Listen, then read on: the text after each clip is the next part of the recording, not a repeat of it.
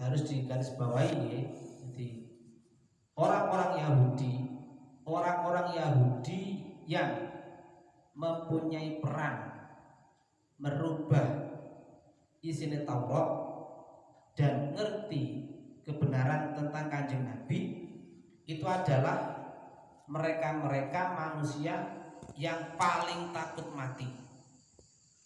Mereka ingin hidup abadi di dunia, bahkan melebihi rasa keinginan orang-orang musyrik yang bukan orang Yahudi hidup di dunia. Loh, karena kenapa? Jadi kula paringi qaid, kula paringi batas-batas, ini tidak semua orang Yahudi yang mengharapkan ingin hidup di abadi di dunia. Hanya pendeta-pendeta mereka, yaitu aktor-aktor yang merubah isinya kitab Taurat yang berhubungan dengan Kanjeng Nabi dan keislaman. Karena kenapa? Mereka tahu bahwasanya ketika nanti itu mereka mati, maka sudah ada azab yang begitu besar yang menanti mereka, mulai dari siksa kubur, terlebih nanti di neraka itu pasti lebih dahsyat lagi. Sehingga mereka itu ingin hidup selama-lamanya nunggunya perlu gak usah akhirat. Itu harapan mereka, dan harapan yang tidak ada gunanya dan tidak akan pernah terwujud. Manusia mati ya mati, ada yang bisa menolak takdir Allah semacam itu. Jadi temriki niki bukan semua orang Yahudi. Orang-orang Yahudi yang tidak tahu tentang perubahan Taurat yang dilakukan oleh sesepuh pendeta mereka zaman dahulu. Kalau sampai jak mati saiki ya mati saiki. Mereka akan kekeh gondeli akidah yang sudah dirubah oleh sesepuh mereka. Mereka yakin itu benar, dan mereka tidak akan pernah mengharap hidup dunia lawas. Mereka meyakini apa yang mereka yakini yang diajarkan di Taurat yang sudah revisian, Taurat yang sudah berubah dari aslinya itu betul.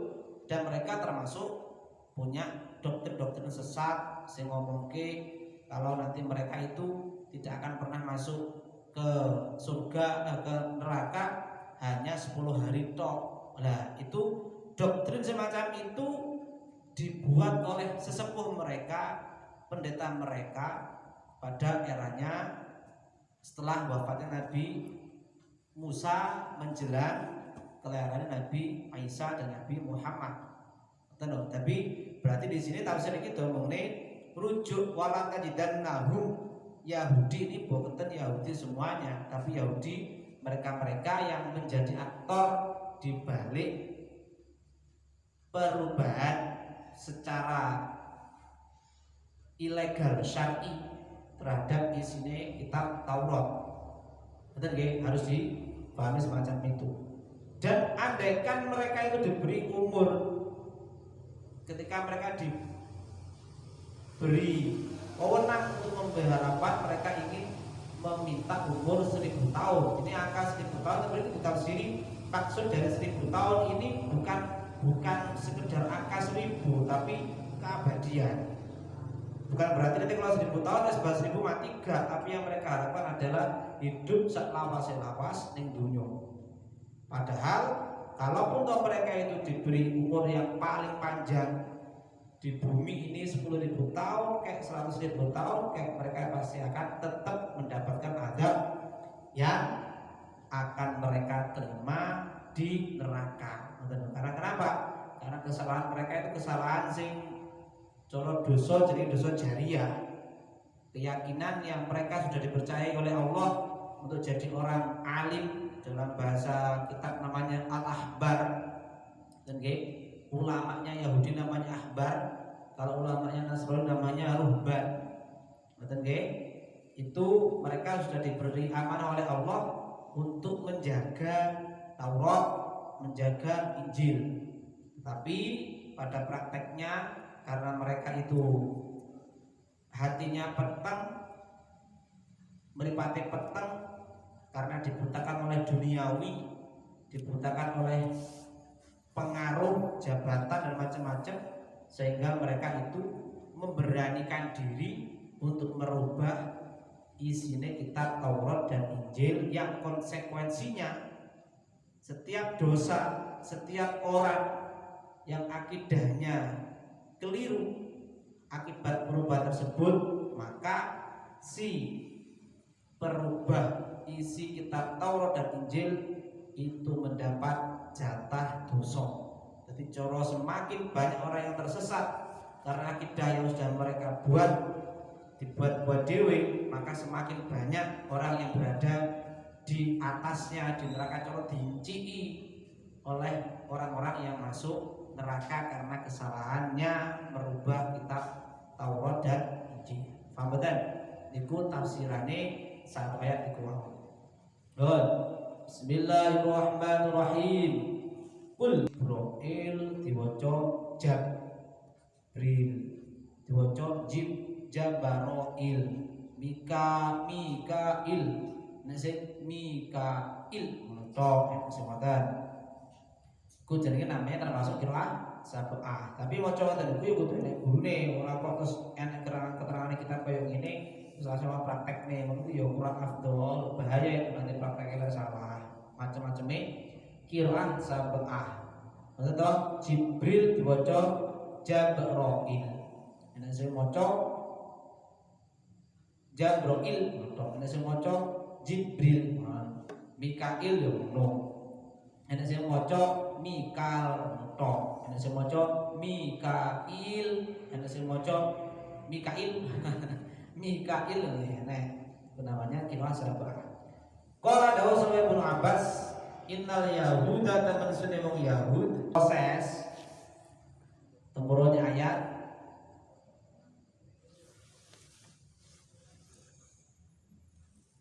kul man kana aduwwan li Jibril fa innahu nazzalahu ala qalbika bi'illahi musaddiqan lima bayna yadayhi wa hudaw wa busyra lil mu'minin man kana aduwwan lillahi wa malaikatihi wa rusulihi wa Jibril wa Mikaila fa innallaha aduwwul lil kafirin. Ki ceritane panjang. Pas pertama kali Kanjeng Nabi Muhammad datang di Madinah, Kanjeng Nabi disowani oleh beberapa orang Yahudi yang dikepalai oleh Abdullah bin Surayah. Mereka sengaja menguji Kanjeng Nabi, benarkah Nabi akhir zaman yang nanti menjadi pemimpin kami dan wajib kita imani itu dia yang sekarang datang di Madinah. Dari rombongan orang banyak, kemudian sing di depan Kanjeng Nabi namanya Abdullah bin Surayah. Muhammad, sebelum kami menyatakan iman kepada sampean, jawaban pertanyaan-pertanyaanku iki, jawaban sampean iki wis ditulis nang Taurat. Ngono, dadi pertanyaane wis enek disediakan mereka. Nanti kalau jawabannya itu tepat sesuai dengan apa yang di Taurat, mereka akan iman. Monggo sampean takon jawaban Nabi kan. Yang pertama, mereka bertanya, di kitab Taurat itu disebutkan tentang tidurnya Nabi yang akan menjadi pembimbing kami di akhir zaman. Pertanyaannya adalah, saiki sampean lek turu kaya apa? Kanjeng Nabi jawab, tanamu ainaya wala yanamu qalbi. Kedua mata saya tidur, tetapi hati saya tidak pernah tidur. Kanjeng Nabi, artinya gimana?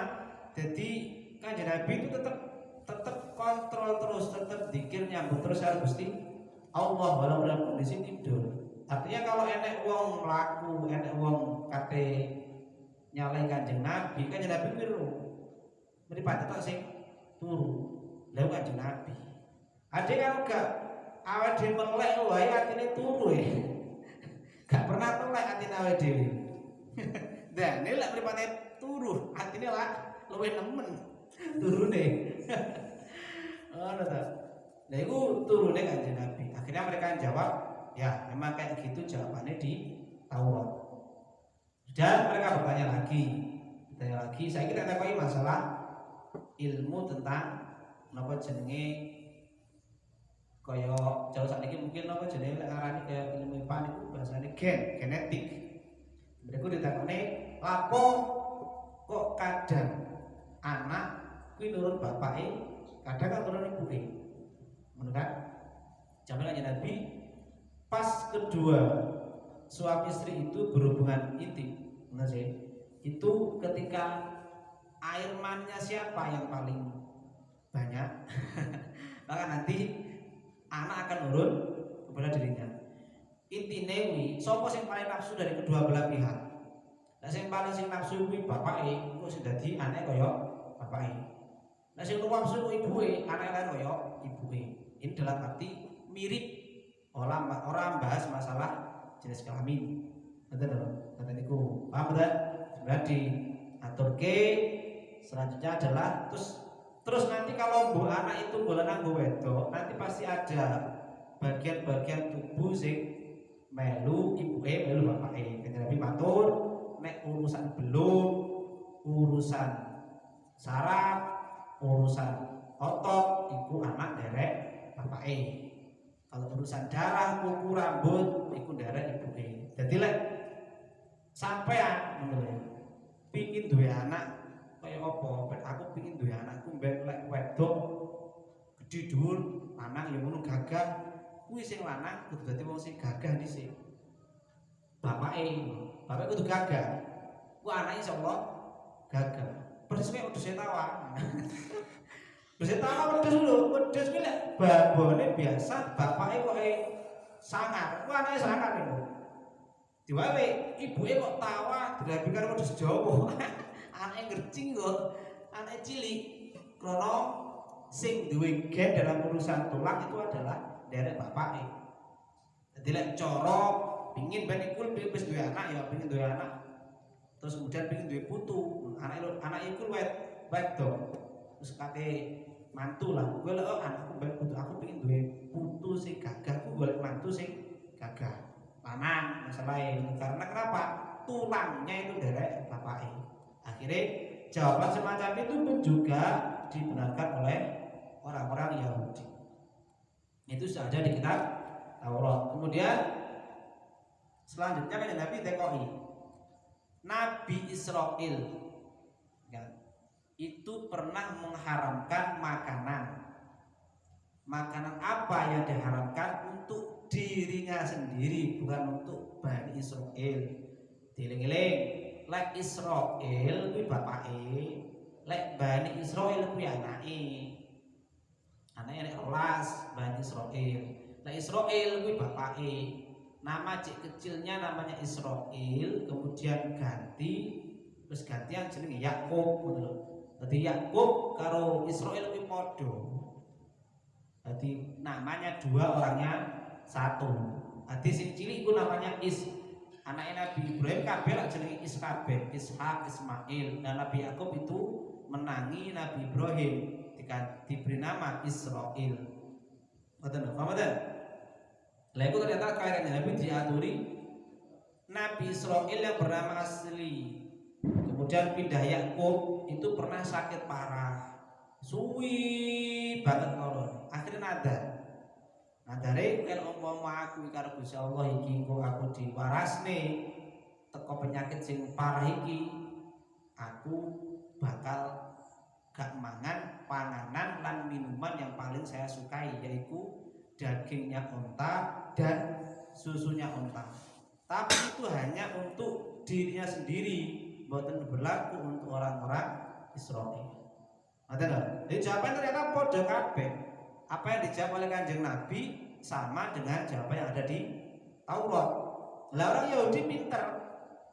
Oh, wis diomongke malaikat wis dibagi, Israel bagian jabut nyawa, Mikail bagian ngedem rezeki, Israfil bagian bawa trompet, Jibril bagian sing nurunke wahyu. Akhirnya carane ben gak gelem iman Kanjeng Nabi tekon sian. Wis ngerti kan lek sing turun ngene Kanjeng Nabi ku Jibril, mereka ngreko. Ngreko piye? Muhammad, cek satu pertanyaan lagi. Kalau jawabanmu padha karo angen-angene kanca-kanca kabeh, kanca-kanca kabeh iman karo sampean. Nah, sampean gak jawabane gak padha karo angen-angene kanca-kanca kabeh, berarti gak sedo iman. Kanjeng Nabi matur apa kuwi? Malaikat sing medhun gawa wahyu, gawa Quran kuwi sapa? Ngene sampean. Kanjeng Nabi jawab sih, "Lah kan dhisik lah ya Jibril to." Kanjeng Nabi, "Wah, berarti gak sido iman aku." Iku hanya sekedar retorika bahasa bicaranya ben gak iman. Karo wis ngerti sing turun Jibril. Nek umpama jarene wong Yahudi, lek umpama sing turun nggonamu kuwi Mikail sing gawa rezeki, ya toh, kemudian gawa wahyu nang nggonamu, aku gelem iman. Ya ora mungkin sih Mikail gawa wahyu, wong tugasnya dibagi dhewe-dhewe ke zaman dhisik. Kok akal-akale nang Yahudi njaluk ngene Kanjeng Nabi sing medhun gawa wahyu ngene Kanjeng Nabi kuwi malaikat Mikail. Lha nyalai aturan Gusti Allah iku hanya akal-akalane wong Yahudi ben gak gelem iman ngene Kanjeng Nabi. Jenenge intine wong lek wis dasarane ingkar, dasarane wis napa ngarani balelo yo dikeki mukjizat kaya apa? Contohnya ke pertanyaane wong Yahudi mau dijawab oleh Kanjeng Nabi tepat dengan seperti apa yang di Taurat, padahal Kanjeng Nabi nggak pernah baca Taurat, Kanjeng Nabi nggak bisa maca akurat 100%. Tapi dia ini kok tetap gak iman. Itu soal hidayah Gusti Allah. Pun sekian.